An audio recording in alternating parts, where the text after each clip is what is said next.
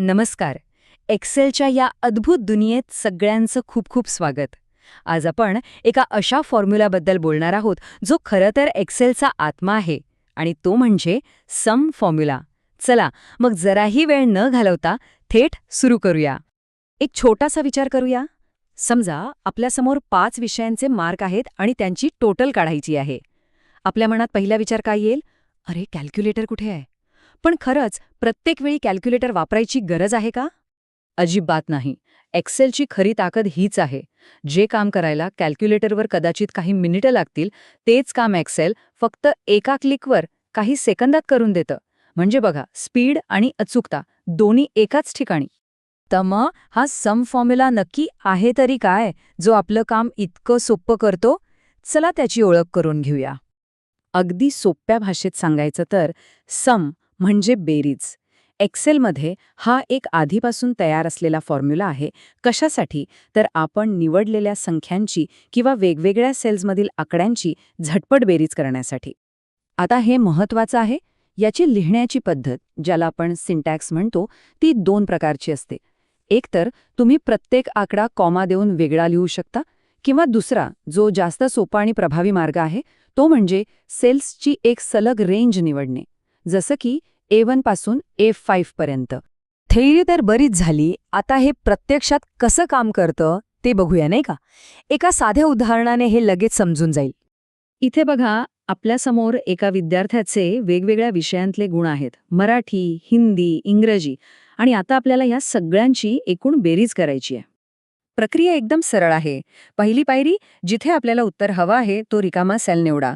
दुसरी पायरी, तिथे टाईप करा AZM आणि कंसात B1 पासनं B5 पर्यंतची रेंज सिलेक्ट करा. आणि शेवटची तिसरी पायरी, फक्त एंटर बटन दाबा.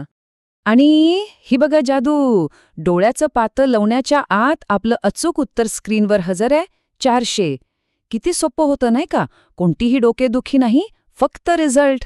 पण थांबा, एक्सेलची जादू इथेच संपत नाही. जर फॉर्म्युला टाईप करायचाही कंटाळा येत असेल, तर एक्सेलने एक जबरदस्त शॉर्टकट दिला आहे. त्याचं नाव आहे ऑटोसम. ही पद्धत तर आधीच्या पद्धतीपेक्षाही सोपी आहे. फक्त ज्या आकड्यांची बेरीज करायची आहे त्यांच्या बरोबर खालचा रिकामा सेल निवडा. आता कीबोर्डवर ऑल्ट आणि बरोबरचं चिन्ह बरोबर एकत्र दाबा आणि झालं. ह्या शॉर्टकटची सगळ्यात भारी गोष्ट काय आहे माहितीये?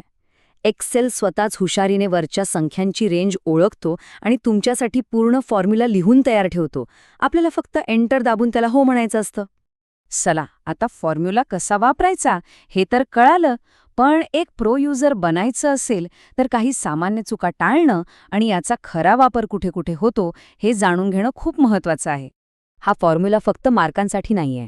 विचार करा, पगाराची स्लिप बनवताना पगाराची टोटल काढायला, महिन्याच्या खर्चाचा हिशोब ठेवायला किंवा मोठ्या सेल्स रिपोर्टमध्ये एकूण विक्री किती झाली हे काढायला. सगळीकडे हाच फॉर्म्युला कामाला येतो. हो, सुरुवातीला काही चुका होऊ शकतात. जसं की फॉर्म्युल्याच्या शेवटी कंस म्हणजे ब्रॅकेट बंद करायला विसरणं किंवा घाईघाईत चुकीची रेंज निवडणं. आणि हो, एक गोष्ट नेहमी लक्षात ठेवा, जर सेलमध्ये अंक नाही तर शब्द असतील तर सम फॉर्म्युला काम करणार नाही. तो फक्त संख्यांवर चालतो. आणि आता परीक्षेच्या किंवा तांत्रिक माहितीच्या दृष्टीने हे 3 मुद्दे महत्त्वाचे आहेत. पहिलं, सम हे एक प्रीडिफाईन्ड म्हणजेच एक्सेलमध्ये आधीपासूनच दिलेलं फंक्शन आहे.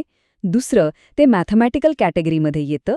आणि तिसरं, हे एक्सेलमध्ये सर्वाधिक वापरलं जाणारं फंक्शन आहे. आणि आता तुमच्यासाठी एक प्रो टिप. समजा तुम्हाला 2 वेगवेगळ्या ठिकाणच्या रेंजेसची बेरीज एकाच वेळी करायची असेल तर तेही शक्य आहे. फक्त दोन्ही रेंजना कॉमाने वेगळं करा, जसं इथे दाखवलं आहे. याने प्रचंड वेळ वाचतो. जर आपल्याला एक्सेलमध्ये असेच नवनवीन आणि कामाचे फंडे शिकायचे असतील तर आमच्या या प्रयत्नांना नक्की पाठिंबा द्या. या माहितीला लाईक करा, चॅनलला सबस्क्राईब करा आणि आपल्या मित्रांसोबतही शेअर करा, जेणेकरून त्यांनाही मदत होईल. तर आजच्यासाठी इतकंच. पुढच्या भागात आपण सरासरी म्हणजेच ॲव्हरेज फॉर्म्युला कसा वापरायचा हे शिकणार आहोत. तोपर्यंत सराव करत राहा, कारण सरावानेच माणूस परफेक्ट होतो. भेटूया पुढच्या वेळी. धन्यवाद.